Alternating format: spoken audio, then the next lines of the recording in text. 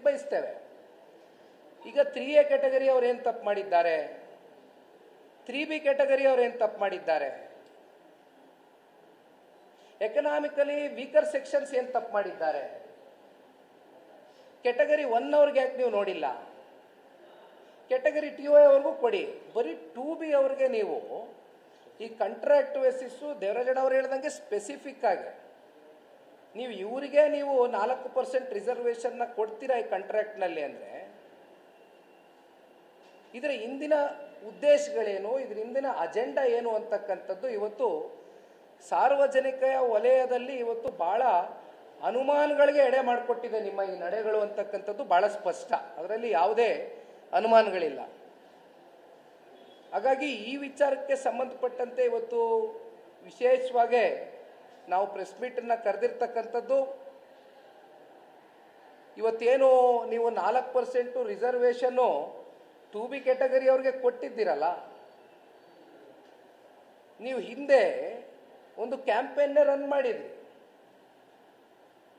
ಅವತ್ತು ನಮ್ಮ ಮಿತ್ರ ಪಕ್ಷವಾದಂಥ BJP ಆಡಳಿತದಲ್ಲಿ ಇದ್ದಂಥ ಸಂದರ್ಭದಲ್ಲಿ 40% ಕಮಿಷನ್ ಅಂತಕ್ಕಂಥದ್ದನ್ನು ನೀವು ಒಂದು ದೊಡ್ಡ ಕ್ಯಾಂಪೇನ್ನ ರನ್ ಮಾಡಿದ್ರಿ.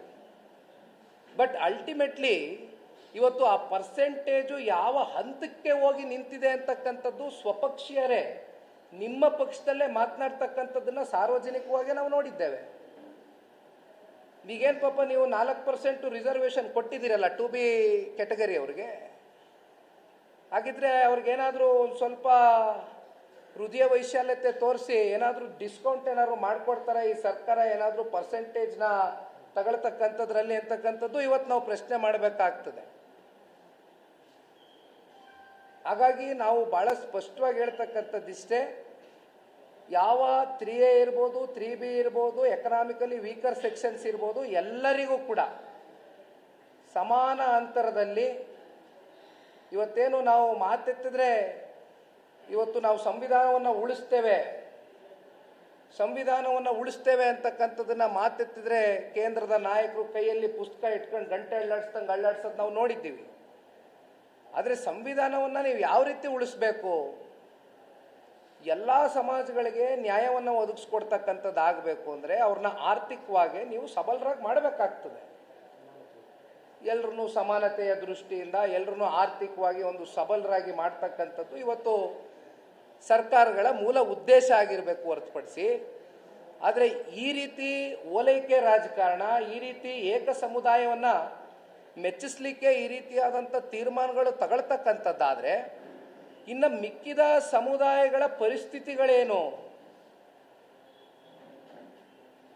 ಅವರನ್ನು ಕೂಡ ನೀವು ಸಮಾನತೆಯನ್ನು ಕಾಣಬೇಕೋ ಬೇಡವೆ? ಈಗ ಯಾವ ರೀತಿ ಜನರಲ್ ರಿಸರ್ವೇಷನ್ಸ್ ಬಂದಾಗ ನೀವು ಎಜುಕೇಷನ್ನಲ್ಲಿ ತಗೊಳ್ಳಿ ಅಥವಾ ಉದ್ಯೋಗದಲ್ಲಿ ತಗೊಳ್ಳಿ, ಎರಡೂ ಕಡೆ ನೀವು ಸಮಾನತೆಯಿಂದ ಇವತ್ತು ಏನು ಈ ರಿಸರ್ವೇಷನ್ನ ಪರ್ಸೆಂಟೇಜ್ ಹಂಚಿಕೆ ಆಗಿದೆ, ಅದೇ ರೀತಿ ಇವತ್ತು OBC ಮೈನಾರಿಟೀಸು, ಇವತ್ತು ಕ್ರಿಶ್ಚಿಯನ್ರು, ಬೌದ್ಧರು, ಜೈನರು ಎಲ್ಲರೂ ಇದ್ದಾರೆ. ಇವೆಲ್ಲ ಕ್ಯಾಟಗರಿಗಳಿಗೂ ಕೂಡ ನೀವು ಸಮಾನತೆಯ ಒಂದು ದೃಷ್ಟಿಯಿಂದ ತೀರ್ಮಾನಗಳು ತಗೊಳ್ಬೇಕಾಗಿತ್ತು. ಆದರೆ ಇವತ್ತು ಕೇವಲ ನೀವು ಒಂದು ಸಂಜೆ ಪ್ರೆಸ್ ಮೀಟಲ್ಲಿ ಮುಖ್ಯಮಂತ್ರಿಗಳೇ ಹೇಳ್ತಾರೆ ಮೈನಾರಿಟಿ ಅಂದರೆ ಜೈನರು ಬರ್ತಾರೆ, ಬೌದ್ಧರು ಬರ್ತಾರೆ, ಕ್ರಿಶ್ಚಿಯನ್ರು ಬರ್ತಾರೆ, ಎಲ್ಲರೂ ಬರ್ತಾರೆ ಅಂತ. ಬರ್ತಾರೆ ಸರಿ, ಬಟ್ ನೀವು ರಿಸರ್ವೇಷನ್ ಕೊಟ್ಟಿರೋದು ಯಾರಿಗೆ? OBC ಮೈನಾರಿಟೀಸು ಅಂತ ನೀವು ಸಪ್ರೇಟಾಗಿ ಅವ್ರಿಗೇನಾದರೂ ಪ್ರೋಗ್ರಾಮ್ಸ್ ಲಿಸ್ಟ್ ಔಟ್ ಮಾಡಿದ್ದೀರಾ? ನೀವು ಕೊಟ್ಟಿರೋದೇ 2B ಅವರಿಗೆ. 2Bನಲ್ಲಿ ಸೇರ್ತಕ್ಕಂಥವ್ರು ಯಾರು? ಇರುವಂಥ ಸಮುದಾಯಗಳು ಯಾರು? ಅಲ್ಲ, ನಾವು ಈ ಸಮುದಾಯಕ್ಕೆ ಕೊಡಬೇಡಿ ಅಂತಕ್ಕಂಥದ್ದು ನಾವು ವಿರೋಧಿಸ್ತಾ ಇಲ್ಲ. We are very clear about our thoughts. ನಾವು ಅದನ್ನು ಕ್ರಿಟಿಸೈಸ್ ಮಾಡ್ತಾ ಇಲ್ಲ.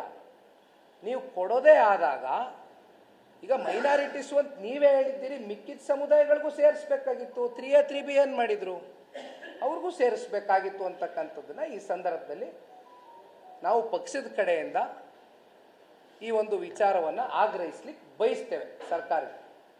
ಈ ವಿಷಯವಾಗಿ ವಿಶೇಷವಾಗಿ ಇವತ್ತು ಪ್ರೆಸ್ ಮೀಟನ್ನು ಕರೆದಿರ್ತಕ್ಕಂಥದ್ದು.